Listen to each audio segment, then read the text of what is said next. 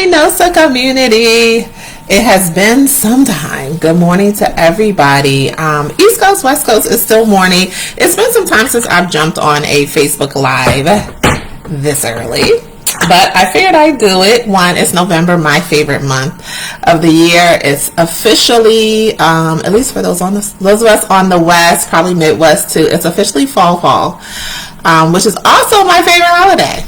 So I wanted to come in and chat a little bit this morning. It is Monday, and I wanted to check in with everybody. So please feel free to let us know where you're from and how's it going. So this is just like a check-in. It's not anything formal or planned, but before we get started, I wanted to first of all give a shout out to all of our existing NOSA members who have held down the fort for over year, as well as those who are just joining the community over the last couple of months. As we sometimes do, ironically, throughout the year, the end of the year is kind of our highlight or our increase of members up until about March of the following year. So like, we're growing. So I'm excited to see our growth. I'm excited to see people interested in this particular topic. And as we go into 2023, we'll create more formalized ways to get information about this topic. I recently shared on my social media, on my TikTok, about a little bit about my experience at SIA and American Staffing Association. I encourage the NOSAs that did attend to do the same. And one of the highlights, so like, Staffing Association or Staffing World was really good, but SIA I found to be pretty great. And it was really nice because it was kind of talking about, one, just healthcare, which is good to get this, the specificity, but also it was like sharing what other agencies are doing. So like sometimes in the group we do it a lot, and maybe in our own experiences we speculate as to, well, how well the agency is doing or what's going on, especially like those medium large size agencies. But we got the official numbers during our time at the SIA conference, so it gives it a whole different perspective, as well as if they're doing that great, I can do great too.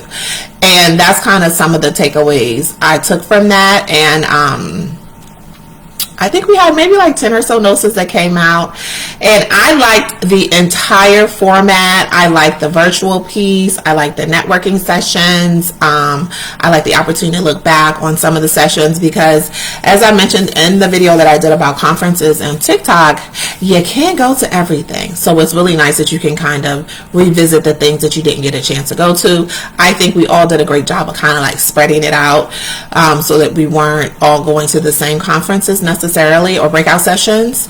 That way it creates the opportunity for conversation. So shout out to all those NOSAs that attended any of the conferences this year. So what are we here to talk about today? So actually today I wanted to talk about something a little bit different, and it's about a question that comes up often throughout social media. It comes up in this group, outside of this group, and then what it's about is healthcare staffing still a viable industry or a good industry to start your business? Like, can you still make money starting your business in healthcare staffing? And I wish, and because I kind of did this impromptu, I wish I had the little post I did and could put it here for you guys to see. But yeah, so yeah, it's 100% still a viable industry. It's still an industry that you can make money in, do well as a business owner. I will say it's very, very different than it was 5, 6, 7 years ago. And one of the highlights that I recall, amongst other things, during the conferences is a conversation around the fact that healthcare in general, not just the staffing piece, is really slow to change. So I think that piece of it, and kind of combined with the pandemic, brought about like a lot of instant changes. It brought about like a heavy technology presence. It brought what really happens in healthcare to more of the forefront than it's probably been in years, at least the 10 years that I've been a nurse, where we're really talking about, hey, shortage of staff is a real thing. It's not just like something that people mysteriously talk about. Like short staff, people saw it in real time with COVID. You know, lack of supplies, people saw that in real time with COVID. Support systems and the issues between staff and management, people saw those things play out, you know, in COVID, post-COVID. So I think it kind of shined a light on just kind of like the problems, which you always hope when that happens that they're also sharing some solutions. So I think technology is a big part of the solution. So as a NOSA or a healthcare professional or somebody interested in doing healthcare staffing, that piece of it is pivotal for you to stand out, stand apart, in addition to if you are a nurse or healthcare professional, whatever expertise that you have in that area. Like you can't kind of come in and do well consistently for a long-term period without the technology piece. And sometimes that may look like for newer NOSAs kind of, you know, upgrading your level of knowledge around technology, you know, upgrading your level of knowledge around different systems and how they work, and, you know, how you can integrate that into your business. Value and how valuable your technology and the cost and quantity over quality is a big factor when you're getting started in this time. So some things and some examples would look like this. So like 5 years ago, we very much kept a paper schedule. We very much kept paper time cards. That was commonplace in the industry.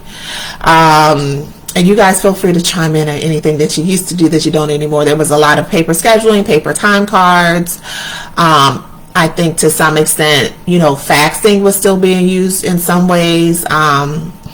The sharing of like credentialing information via email and screenshots on phones was a common thing and common theme. I'm trying to think, guys, help me out. Things like that. So if you have any other ideas or things that you think might fall in that category 5 years ago, so this is probably about 2017, 2016, that was common. Whether it be from the client perspective and or the NOSA perspective. That was very common. Lots of paper, lots of credentialing requirements. I think more clients have streamlined some of that because some of it is repetitious.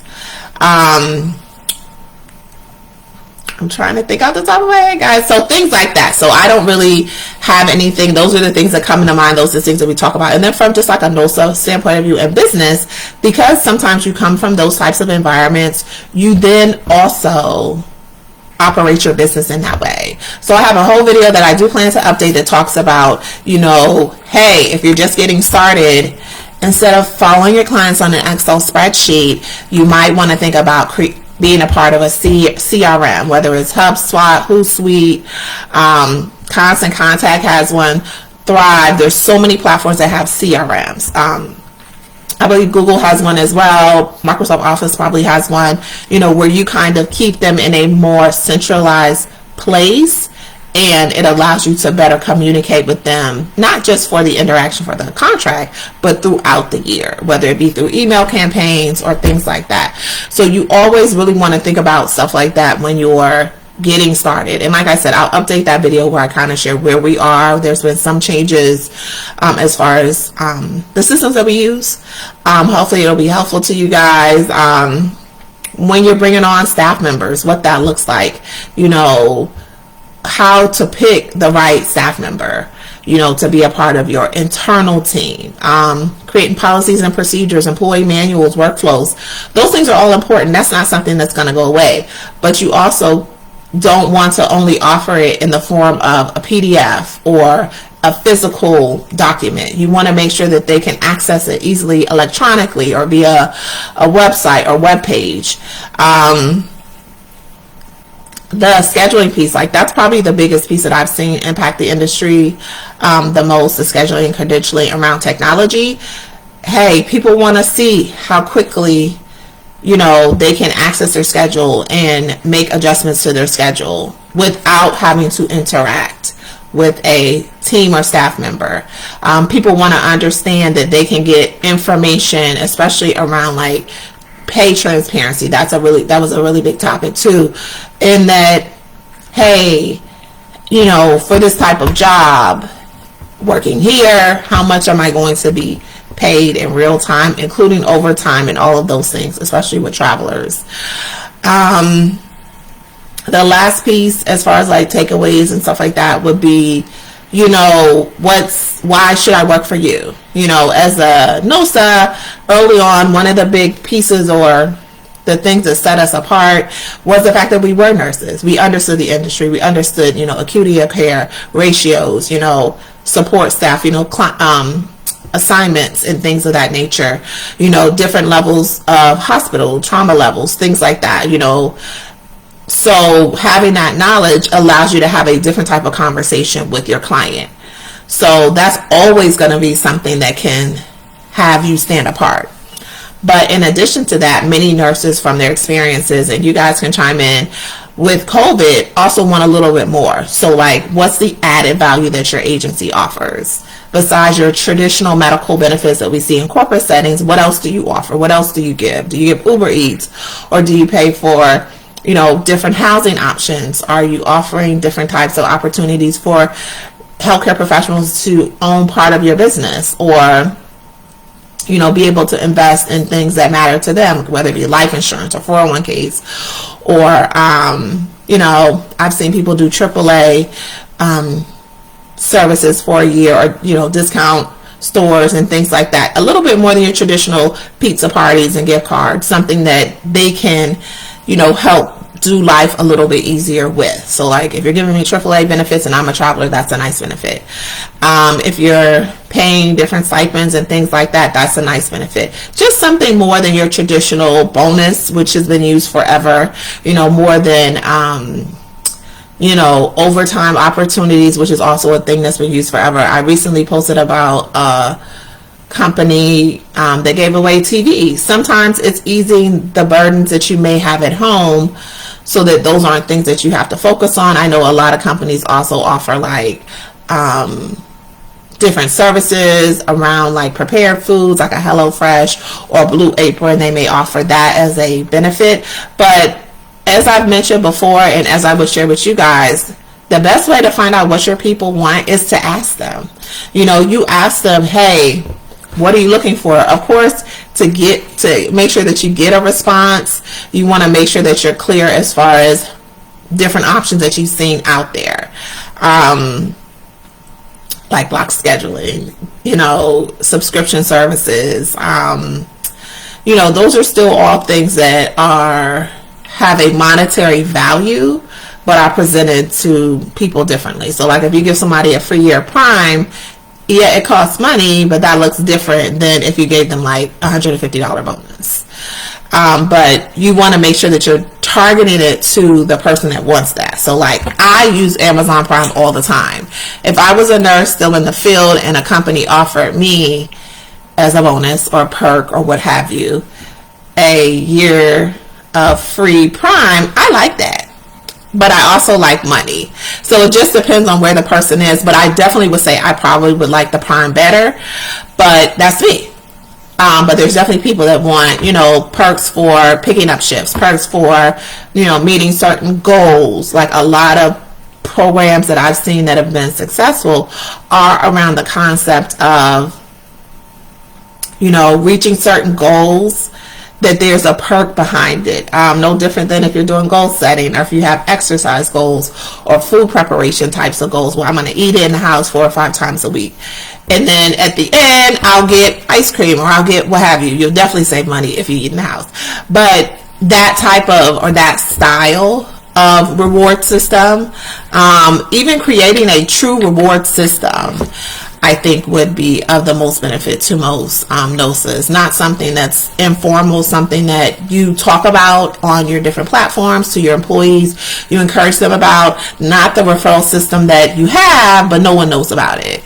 More so the system that you have. When people come on board, you tell them about it. Over the time of people's contracts, you share with them about it, and you kind of incorporate them in, the community of your business. So a big part of the conversation, as I wrap up, was also around creating communities. And I think we've seen that happen quite a bit in the industry, where so many companies, mid, big, little, small, have marketplaces or platforms outside of their websites where people can shop for scrubs or, different accessories for healthcare. They can also enter to win different prizes or giveaways. So there's a element of it that, and as well as you see that in a lot of Facebook groups, where there's the element of it that kind of takes away from it being, hey, this is your job, this is what you need to do, you clock in, you clock out, that's it, versus more of, hey, you're a part of our community. And sometimes that means you have a job with the company at the time, sometimes that doesn't mean it, but the websites and pages and things like that and marketplaces are ways that people are using, or companies are using, to allow you to be and continue to stay connected to that community. Nursing is a community. Healthcare is a community. Staffing is a community. Travel nursing, for sure, by far, is a community. So when you think about it like that, and when you think about, hey, I'm trying to enter the industry, what does that look like? You have to include those things, because that's some of the difference and some of the change that happened as we kind of shifting into post-COVID. And then I am going to wrap it up with this, guys. If you are in a space or in a place where your staffing agency is having some challenges, it's happened to all of us. Begin the process really this time of year, but just in general, of thinking outside of the box. One of the ways that I tell people that happens is, really, the news sets the tone for what direction healthcare goes in a lot of ways. And if you're in a state that's having a need for whatever, there may be opportunity in that. If you're in a state where they're having conversations about outbreaks or shortages, there may be an opportunity for your agency. And I really say that because sometimes when we think about like healthcare staffing, or even being an OSA, we're only thinking about staffing nurses and support staff, or just within the healthcare space, the traditional healthcare space. But the healthcare space has so many levels to it, and then there's so many outlying opportunities there as well. So like healthcare does happen, maybe, mostly, maybe not though, based on some of the information in healthcare within the hospital setting, but most of it happens outside of that. Most of it happens in other settings. It happens in clinics and outpatient settings and home health and things like that. Long-term care, assisted living, all those types of places really kind of hold up the industry as a whole. So think about those places. Think about opportunities that you can support those communities as well. And reach out for help. I think this time as we go into 2023 might be a good time for really any NOSA to partner with others, because sometimes you have the people, don't have the contracts. Sometimes you have the contracts, you don't have the people. So partnership is a great opportunity. I will say, as someone who's done a partnership, make sure that you set your expectations to be clear and set proper boundaries around who's going to do what. But outside of that, kind of see the bigger picture of it all. And then also think through about the ultimate goal. So you can have partnerships and still work your individual business and individual contracts. So make sure that that's clear. Make sure that you and that individual are in alignment, and that you guys want the same goals and have the same kind of vision towards doing a partnership. And then the last thing, because I already said the last thing, but the last thing is to take a moment to think about why you started the business. Part of the questions that I asked here was, if you knew the future, would you do it all over again? And that was kind of tied into whether or not the industry was a viable industry, if there was opportunity. One of the things that I tell people in my own personal journey and being a NOSA is that we didn't know the future.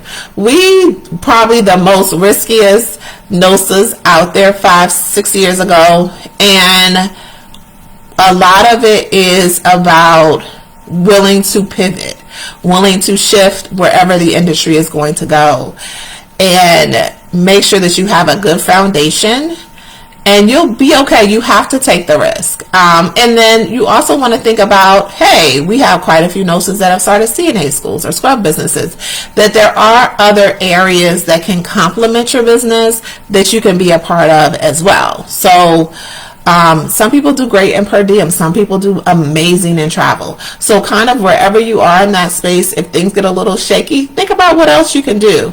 I guarantee you'll come up with some good ideas and suggestions. CNA Cool, CPR, a lot of NOSAs have done all those things. I know because I've done all those things. Not the CNA school, but I have been a CNA instructor. So those are all things that help you pipeline future employees, get connected to your community, expand your business, med spas, all those types of things, IV clinics, all of those things are really good opportunities. Actual clinics. Some have also jumped into technology. So those are all ways to kind of add to what it is that you're doing, especially if it's not giving you the outcome that you're looking for. So that is all I have. I hope everybody has a fantastic week. And stay safe. If you are free, please definitely join us this week as we have a couple of sessions happening. Check out events over here, in the main page to be a part of the events. We'll be talking about virtual assistants. I did a couple of different things here in the community and on YouTube that talks about my experience with virtual assistants. So if you want to know more about it, definitely join us on the 17th. Which is Thursday. So join us on the 17th and get some more information. And then as the coming months, we'll have a few more activities and events come up. One of the ones that I'm most excited about will be on government contracting, which is a big hot topic. I would say overall. So we'll definitely share that once all the details are finalized with you guys so that you can join us as well. But other than that, enjoy the rest of your week. Make it a fantastic week, and I'll be chatting with you.